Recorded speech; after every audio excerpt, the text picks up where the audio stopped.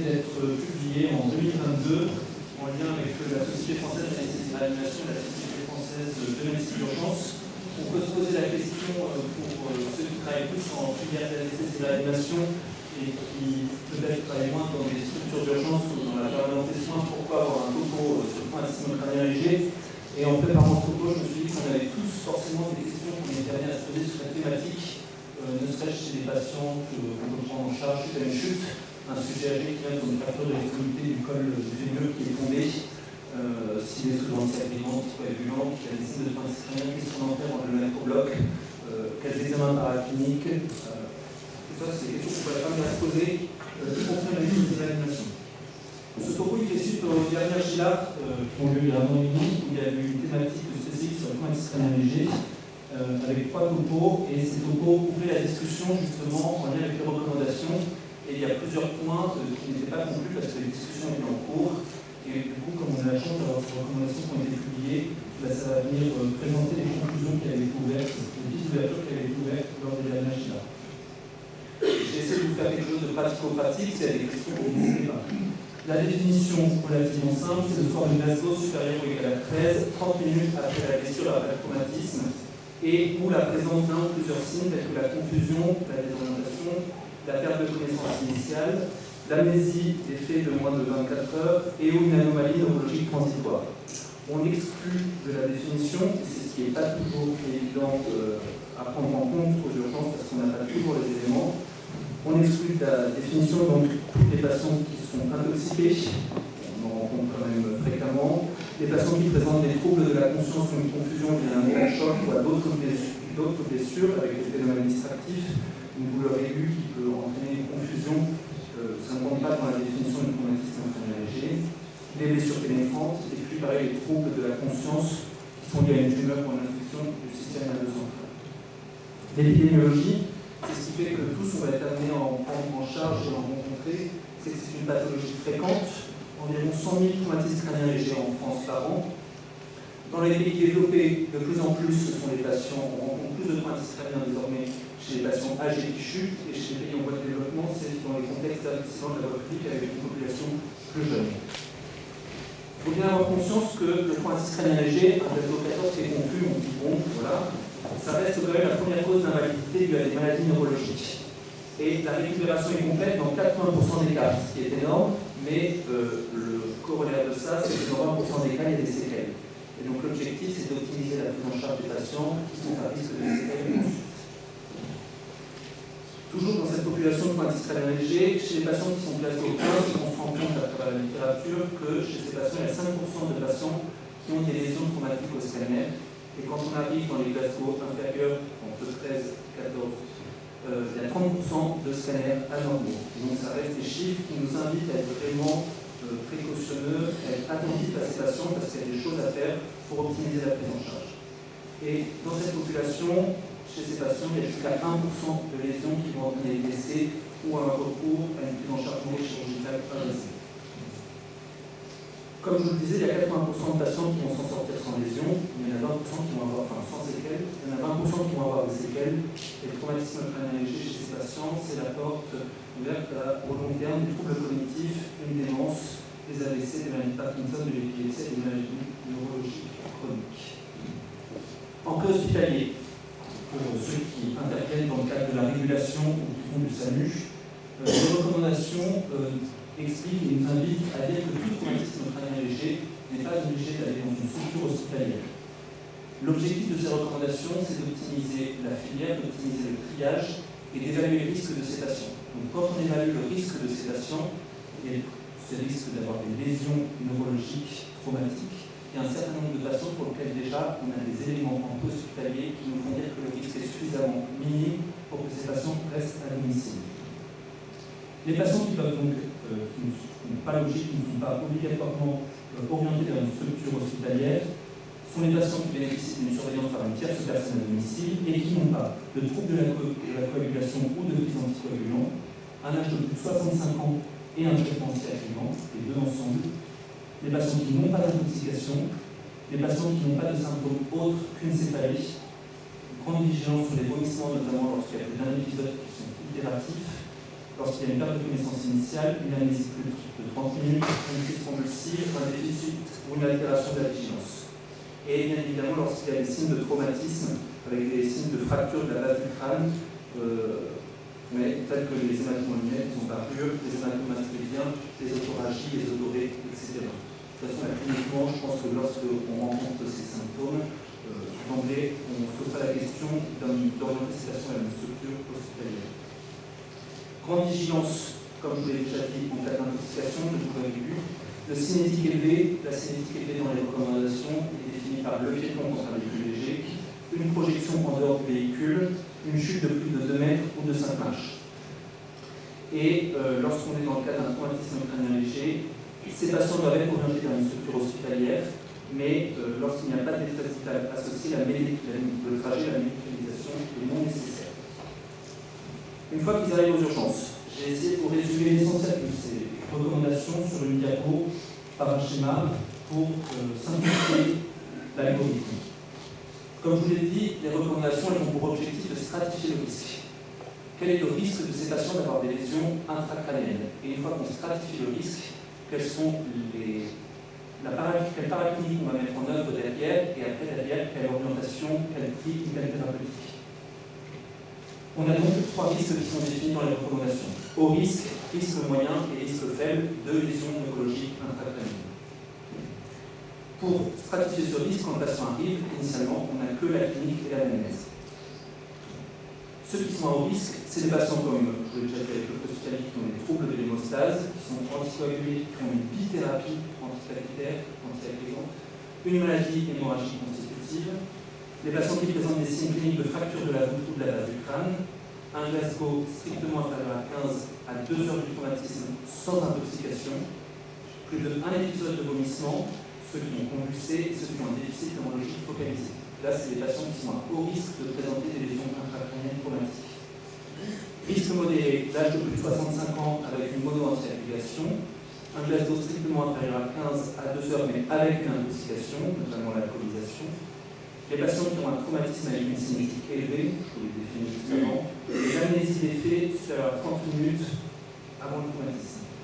Lorsque les patients ne présentent aucun de ces facteurs de risque, ils sont considérés comme sans facteur de risque et à risque faible de lésions intracrâniennes traumatiques. Ça, c'est la première stratification du risque lorsque le patient arrive, en général ou lorsqu'il rencontre le médecin, avec l'anamnèse et la clinique. Ensuite se pose la question du coup quels examens paracliniques on fait pour ces patients. Comme je vous l'ai dit, le fait de vouloir stratifier le risque, c'est parce que ces patients, c'est une pathologie fréquente, 100 000 traumatismes crâniens légers par an en France. Est-ce que tous ces patients doivent avoir un scanner? Dans quel délai doivent avoir un scanner? On a tous des images de couloirs de champs saturés. Est-ce que tous ces patients doivent avoir un scanner? C'est une question à se poser. Donc une fois qu'on a stratifié le risque, l'objectif c'est d'optimiser la paraclinique de ces patients, les indications de la paraclinique. Ceux qui sont à haut risque, il n'y a pas de questions à se poser. De toute façon, on voit les facteurs de risque qui sont présentés. D'emblée, c'est scanner dans un délai de 1 heure.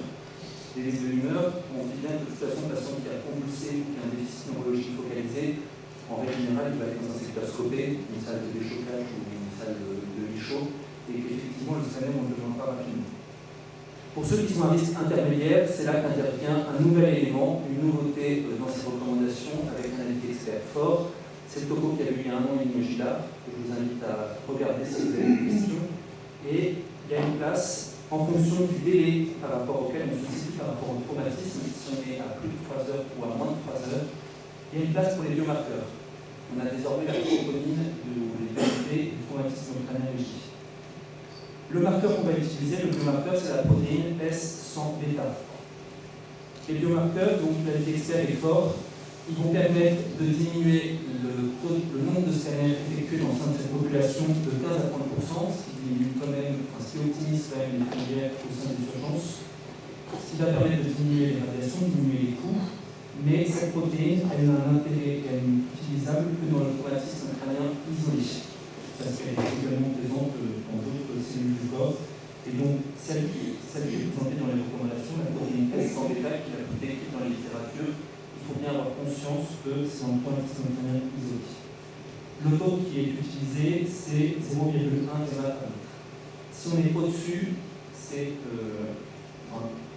Cette protéine a un intérêt surtout lorsqu'elle est strictement inférieure à 0,1 gamma par litre, où là on peut écarter avec une valeur, une sensibilité, une spécificité forte. On peut écarter le fait qu'il y ait des lésions intracrâniennes neurologiques traumatiques. Donc lorsqu'on est inférieur à 0,1 gamma par litre, on peut placer ce patient en faible risque de lésion intracrânienne. Et donc, lorsqu'on est à plus de 3 heures, cette protéine n'est plus utilisable par sa unité synthétique. Le patient reste à risque intermédiaire, c'est scanner dans les 8 heures. Lorsqu'elle est supérieure à 0,1 gamma par litre, c'est un élément qui nous dit qu'il peut y avoir des lésions intracrâniennes. De nouveau, scanner dans les 8 heures. Et lorsqu'elle est inférieure à 0,1 gamma par litre, on considère que le patient est à faible risque. Et là, pas d'indication qu'au scanner cérébral. Petit topic ensuite avec un cas clinique qu'on a eu récemment dans le service. Quel type de scanner effectuer? La grande question qui se pose, c'est à quel moment est-ce qu'on réalise une injection de produit de contraste, à quel moment on réalise un enjeu scanner. Le 1er mars, dans le service, on accueille une femme de 33 ans, accident de la voie publique, elle est piétonne dans un camion, elle est à l'arrière du camion et le premier souvenir qu'elle a, c'est à l'avant du camion, donc elle passe sous le camion. À la prise en charge SMUR, elle est Glasgow 14, mais il y a quand même un très gros doute sur le fait qu'elle est convulsée, elle est obnubilée, et l'obnubilation est telle, en plus il y a une autoragie, que SAMU prend la décision de l'intuber. Elle arrive donc dans le service intubée avec une autoragie. On réalise un scanner, un body scan. On voit initialement qu'il y a une pneumoncéphalie surtout. Il y a une très minime contusion temporale bilatérale et une hémorragie méningée également minime. Sur le plan osseux, il y a des fractures qui sont conséquentes, avec une fracture pariéto-temporale droite déplacée, je vous montre l'image ensuite. Des traits de fracture irradient vers le canal carotidien. Donc, se pose l'indication de réaliser un ange scanner, je vais vous repréciser les indications ensuite, parce qu'il y a des éléments qui nous font dire qu'il peut y avoir une dissection vasculaire chez la patiente. Elle présente également un body scan, un pneumothorax complet que le radiologue décrit comme possiblement compressif très rapidement. Donc on a sort du scanner pour la traîner. Ça, c'est son scanner cérébral initial. Elle n'a pas le temps d'avoir l'enjeu scanner initialement. On voit la fracture, c'était ici qu'elle a été déplacée, vous avez plein de canal carotidien, on voit la fracture en bleu. On la draine, on la stabilise, on dit que le scanner de contrôle qu'on a l'habitude de réaliser à H6, on va le réaliser à H4, et donc là on ne prend pas le temps de faire un enjeu scanner. Et on se rend compte sur l'enjeu scanner qu'il a disséqué 3 de ces 4 axes du polygone. Donc là, qu'est-ce qu'on fait? La patiente était consciente, elle était juste obnubilée à la Glasgow 14 de la prise en charge, et on dit qu'elle avait disséqué 3 de ces 4 axes, donc on est au risque de lésion ischémique derrière. En discutant avec les neurologues et en faisant une réunion collégiale, on dit que déjà il faut qu'on sache comment elle est sur le plan neurologique. On fait une fenêtre de sédation, elle bouge des 4 membres, elle nous dessine des veilles, on est globalement plutôt rassuré à ce moment-là. On prend le temps de faire une IRM et vu qu'elle est obnubilée agitée, on la laisse intuber pour l'IRM et après on l'exclut. Fort heureusement, elle ne présente pas de déficit neurologique. Elle est hospitalisée 10 jours en réanimation neurochirurgicale, elle sort le 18 mars. Et elle reconsulte le 20 mars pour un AIT, 2 épisodes d'AIT avec des déficits transitoires du membre inférieur gauche. Confirmé par l'IRM, et elle est hospitalisée quasiment 10 jours. Elle vient juste sortir de cette patiente après la mise en place d'une anticoagulation. Le traitement qui aurait pu être fait initialement, c'était une anti-agrégation, mais ça avait été écarté parce qu'en plus de son pneumothorax traumatique, il y avait une hémorragie méningée traumatique, il y avait une petite lésion de rate qui a fait écarter l'anti-agrégation lors de la prise en charge initiale. Tout ça pour vous dire que la dissection, on passe, là il y a des signes, il y a la canal carotidien, mais on a malheureusement aussi des histoires de chasse à côté desquelles on est passé à côté des dissections et il faut avoir tendance à plutôt pousser à l'enjeu scanner. Les recommandations, on rappelle, des éléments qui doivent faire obligatoirement rechercher une dissection carotidienne et ou vasculaire, tels que les fractures du rachis cervical, le déficit neurologique non expliqué, le syndrome de Claude-Bernard-Hoffner, les fractures du massif facial avec les Lefort 2 ou 3, les fractures de la base du crâne et les traumatismes des tissus mous de la région cervicale. Ça, pour moi, on a tous tendance à passer à côté d'un de ces signes et à oublier l'enjeu scanner. Il faut vraiment avoir ça en tête. L'enjeu scanner, ça permet de vraiment repérer les dissections carotidiennes pour probablement sous-diagnostic. Et puis derrière, font des conséquences cliniques. Autre élément de l'appareil clinique, les recommandations précisent la place de l'échodoppler transcrânien. L'échodoppler transcrânien est une place dans le traumatisme crânien léger en cas de scanner anormal. Dans le cas du scanner normal, il n'y a pas d'intérêt à le réaliser, mais lorsqu'il y a un scanner qui présente des lésions traumatiques, on réalise un échodoppler transcrânien. Les seuils, l'objectif c'est d'avoir un IP inférieur à 1,25 et une vitesse diastolique supérieure à 25 cm par seconde. Lorsque vous avez ces seuils, il y a des fortes performances diagnostiques pour dire que le patient il est à faible risque et que sur la filière de soins, on va pouvoir envisager une hospitalisation dans le secteur non scopé par une sortie derrière. La situation est totalement rassurante. Sur la place du scanner de contrôle, il n'y a pas de place pour le scanner de contrôle dans le point d'assistance clinique. C'est le moment peut-être de se dire qu'on appelle moins l'interne de neurochir, parce qu'on a tendance à travailler beaucoup avec eux, leur téléphone sonne en continu 24/24, et parfois pour des questions simplex. Ces recommandations répondent à cette question. Est-ce que oui ou non, il faut faire un scanner de contrôle? Non, il n'y a pas de place pour le scanner de contrôle quand on prend un système léger. Sauf si bien évidemment il y a une aggravation neurologique, ça se discute si le patient est âgé avec un âge de plus de 65 ans ou s'il y a des troubles de l'hémostase en dehors du cardégique seul.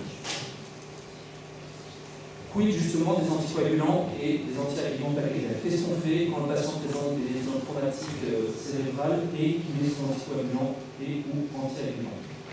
Lorsqu'on est dans un patient qui prend des AVK, la discussion se fait avec des extracteurs, on réverse. Lorsque le patient prend des NACO, également réversion. Je ne vous ai pas reprécisé les doses, il y a un dose 51 de côté, c'est présent dans toutes les recommandations, c'est une dose habituelle. 25 unités, 50 unités kilo de PPC. Lorsque le patient présente un traumatisme crânien léger avec une anticoagulation qui est mise en place d'une valve cardiaque, là, si vous en réfléchissez, réunion collégiale, il n'y a pas de prise en charge clairement définie. Là, il faut se baser sur le patient, la clinique, la lésion traumatique que le patient présente. Lorsque c'est du cardiaque seul, on ne réverse pas, on est globalement rassuré. Lorsque ce sont des anti-agréments, la littérature est trop faible pour statuer, donc également discussion collégiale de qu'est-ce qu'on fait, la réponse est clairement. Ensuite, se pose la question de la sortie, du retour à domicile. Quand est-ce qu'on peut faire sortir le patient? La sortie est autorisée si le patient présente au moins un des critères suivants. Faible risque de saignement, donc c'est la case qui était tout à droite sur la diapo principale. Les patients qui ne présentent aucun des signes présents sur la diapo, si on a une protéine S en B4 qui est dosée, elle est inférieure à 0,1. Là, la sortie est autorisée. Et si les patients sont à risque intermédiaire ou à risque élevé de lésions intracrâniennes, c'est les patients chez qui un scanner non connu. Comme je vous l'ai dit, il y a 20% des patients qui vont présenter des séquelles et des symptômes invalidants à distance. Donc, il faut clairement informer les patients sur le fait que s'il y a des symptômes qui persistent à plus de J7, d'une semaine, il faut que le patient reconsulte. Il reconsulte au sein de d'une structure hospitalière et l'information qui doit lui être délivrée à la sortie, c'est qu'il existe des filières de soins de traumatisme crânien et s'il existe des symptômes qui sont invalidants à plus d'une semaine, il faut, avec la consultation qui est établie à J7, le patient rentre dans une structure de traumatisme crânien parce que ces séquelles sont accessibles à des soins de rééducation pour éviter justement qu'elles deviennent invalidantes. Il faut savoir que chez ces patients, il y a 50% de la cognitive chronique à 3 mois et 10% de retentissement cognitif qui va être sévère et invalidant. Ce qu'on appelle le syndrome post-commotionnel persistant, et c'est là où il y a un peu intérêt de la filière de soins. Je vous invite ici dans le Nord à regarder le site internet du réseau TCABC qui est parfaitement organisé. J'ai appelé hier la médecin responsable qui travaille au sein du CHU. Vous avez un numéro unique. Si vous rencontrez des patients qui reconsultent parce qu'ils ont des symptômes persistants à plus de J7, un traumatisme crânien isolé, vous appelez ce numéro de téléphone et par rapport à là où il habite, dans le Nord-Pas-de-Calais, dans la région Hauts-de-France, il sera rapproché d'une structure de soins qui a l'habitude de prendre en charge ces patients et ces séquelles sont accessibles à des soins de rééducation. Donc une place essentielle à distance pour les filières de soins. Sur l'information qui est délivrée, il y a aussi un autre site qui est extrêmement bien fait, qui s'appelle Traumatisme crânien, sur lequel vous verrez, il y a des fiches qui sont toutes faites à destination des médecins d'urgence, des médecins traitants et pour le patient. Il y a 3 volets qui existent. Nous, c'est simple, dans les urgences, lorsque on clique sur imprimer les consignes de sortie d'un traumatisme crânien, c'est cette fiche-là qui ressort. Et dans le cadre des recommandations, il y a une analyse de la littérature qui a été faite sur la manière de délivrer cette information. Parce que lorsque l'on délivre juste une information papier sans qu'elle soit expliquée, il y a plus de la moitié des patients qui n'ont pas retenu les informations. Lorsqu'elle est associée à une information orale, on monte à 60%. Et lorsqu'elle est associée à une vidéo, on augmente encore les taux d'informations retenues. Vous tapez sur YouTube traumatisme crânien léger, vous tombez sur cette petite vidéo qui est faite par le réseau francilien qui dure 3 minutes où tout est expliqué aux soignants et aux patients. Sachez que ça existe, ça vaut le coup, tous les patients descendent maintenant, tous les patients globalement YouTube, et cette information fera que les éléments essentiels sont davantage intégrés par le patient et par son entourage. Dernière histoire d'un patient qu'on a accueilli au déchocage pour ouvrir une piste de réflexion. Le 15 mars, on accueille au déchoc un homme de 33 ans, un transfert secondaire. L'accident a lieu sur la côte. C'est un AVP moto cinétique. Le contexte de l'AVP conduit dans le cadre du travail d'un fonctionnaire nous fait dire que la probabilité d'une intoxication est extrêmement faible. À la prise en charge mûre sur les lieux de l'accident, le patient est au 14, il est très somnolent. Il a son body sur la côte, il est transféré aux urgences de Cagnes. Le CNS ne savait pas qu'il est réalisé là-bas, il fait dire qu'il est normal. Il est transféré au déchoc, on se retrouve donc à chaque H1 du trauma. Le patient, on a une anatomie sortie qui est à 0, le contexte des réputations qui est un risque très faible d'intoxication, et le patient est toujours gonflant. Quand on regarde, il gonfle. Mais il gonfle de manière inhabituelle. Il a également un traumatisme de l'épaule droite qui est sévère, qui nous est transféré d'ailleurs. Pour ça, il va avoir la chirurgie lourde de son épaule, puisque c'est une épaule flottante avec un déficit vasculaire. Donc en plus, on part sur une chirurgie traumatologique qui est plus longue, avec possiblement un geste vasculaire, avec possiblement de l'épargne. Donc un patient qui va rester intubé au bloc pendant quelques heures. Et le patient est trop gonflant. On se dit ça va pas, avant de le mettre au bloc pendant une chirurgie lourde, clairement on tourne autour, il est trop gonflant pour nous. On réalise un scanner de contrôle et le compte rendu oral nous fait dire à la console que c'est normal. Et là, ça ne nous va pas. Le patient est quand même trop gonflant et on n'arrive pas à croire le fait que le compte rendu soit normal. Et la piste d'ouverture auquel je vous fais réfléchir à travers cette diapo, c'est l'IRM. On a la chance au déchocage d'avoir à la même distance que l'IRM, et on se dit qu'il est trop gonflant par sur une chirurgie sur laquelle il va y avoir des farines, il faut faire une IRM, parce qu'on ne comprend pas. Et à l'IRM, effectivement, il y a des délais diffuses. Alors, elles ne vont pas changer la prise en charge, mais elles vont nous faire avoir un point de vigilance sur son traumatisme crânien un peu plus important. Tout ça pour vous dire que dans les recommandations et dans la littérature, lorsqu'on regarde la phase de l'IRM en traumatisme crânien léger, il n'y a pas de littérature. La littérature elle est faite par des médecins et des éducateurs qui parlent d'IRM fonctionnel pour évaluer le pronostic à distance. Et aux urgences, on n'en parle pas dans les recommandations, mais moi je n'ai pas de littérature qui nous fait dire quelle est la place de l'IRM, l'IRM diagnostic, dans la filière initiale. Mais je pense que c'est une réflexion à avoir lorsque l'on ne comprend pas les délais qu'on peut voir à l'IRM. C'est ce que je voulais vous faire prendre l'attention que je voulais vous faire dire à travers cette lettre. Le patient est resté 10 jours en réanimation neurochirurgicale. Et dernière diapo, je ne peux pas vous parler du trauma crânien léger sans vous parler du traumatisme crânien grave. Sachez que le traumatisme crânien grave, cette reco de la SPAR, cette fiche pratique, elle vaut le coup tout son lait dans notre poche parce qu'on voit encore malheureusement trop souvent des patients qui présentent des traumatismes crâniens graves, intitulés à la prise sur la prise en charge de malheureusement, alors parfois les conditions sur place ne permettent pas toujours de mettre en place des thérapeutiques et parfois le transfert se fait dans des manières qui sont trop courtes pour mettre en place des thérapeutiques. Mais un trauma crânien grave, ça s'endort. Un trauma crânien grave, l'objectif de systolie, tant qu'on peut, c'est 110 mm de mercure. Et un trauma crânien grave qui présente des signes d'engagement, à type d'anisocorie ou de mini-gaz, ça doit bénéficier d'une osmothérapie. Et le bolus de sel, il est de la cancéroco 8 grammes. On a l'habitude de faire 4 plus 4, si possible en 20 minutes, ou si besoin, si le délai est trop court, si on n'a pas le temps, on fait un bolus en idée. Mais vraiment, on voit encore trop de traumatisme crânien grave qui ne bénéficie pas de cette thérapeutique qui est simple et qui permet d'optimiser les situations et de gagner du temps et donc de sauver des vies. En conclusion, lorsque on tape chèque, on se rend compte que c'est une pathologie précoce. Les recours nous aident à évaluer les risques de lésions intracrâniennes traumatiques et d'optimiser le triage. Pour optimiser le triage, il y a une place pour les biomarqueurs et pour les podoplaques transcrâniens. Il faut penser toujours à la dissection vasculaire. C'est quand on y pense, c'est-à-dire qu'il faut la rechercher et demander un nombre de scanner. L'information du patient elle est essentielle, elle ne doit pas être que papier, elle se fait à l'oral et si possible maintenant par vidéo. Il faut savoir qu'il y a 20% de patients qui présentent un risque de séquelles à distance. Il y a une vraie place pour les filières de soins et la réflexion est ouverte sur la place de l'IRM aux urgences. Je vous remercie.